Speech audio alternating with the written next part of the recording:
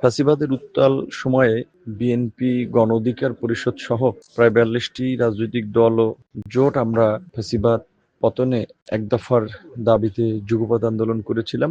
সেই সময় থেকে আমাদের আলাপ আলোচনা হয়েছে যে ফ্যাসিবাদ পতন পরবর্তী রাষ্ট্রকে নতুনভাবে গড়ে তোলার লক্ষ্যে আমরা রাষ্ট্র সংস্কার করব।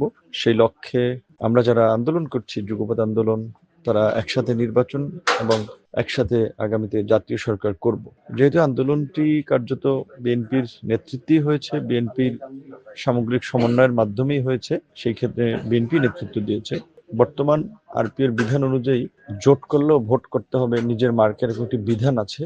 তো স্বাভাবিকভাবেই সব এলাকায় হয়তো সব মার্কা নিয়ে সবাই জয়লাভ করতে পারবে না, যে কারণে আমাদের যুগপৎ আন্দোলনের শরিকদের অনেকেই নির্বাচনে জেতার কৌশল হিসেবে তারা বিএনপির প্রাথমিক সদস্য পদ নিয়ে ধানের শীষে নির্বাচন করছে। যেহেতু আমরা একসাথে সরকারও করব, আন্দোলন করেছি, আন্দোলন পরবর্তী গণঅভ্যুত্থানের পরবর্তী গত ১.৫ বছরে আমরা নিজেরা আলাপ আলোচনা সমন্বয়ের মাধ্যমে একই স্ট্যান্ডে কাজ করেছি। সেক্ষেত্রে আমরা আমাদের সাধারণ সম্পাদক রাশেদ খান ঝিনাইদহ ৪ থেকে নির্বাচন করছে, সেখানে নির্বাচনে জয়লাভের কৌশলের জন্য আমরা তাকে দল থেকে এটা অনুমতি দিয়েছি, সে ধানের শীষে নির্বাচন করবে এবং সে গণ অধিকার পরিষদের পদ থেকে রিজাইন করবে এবং আমরা খুব শীঘ্রই একজনকে ভারপ্রাপ্ত দায়িত্ব দেব।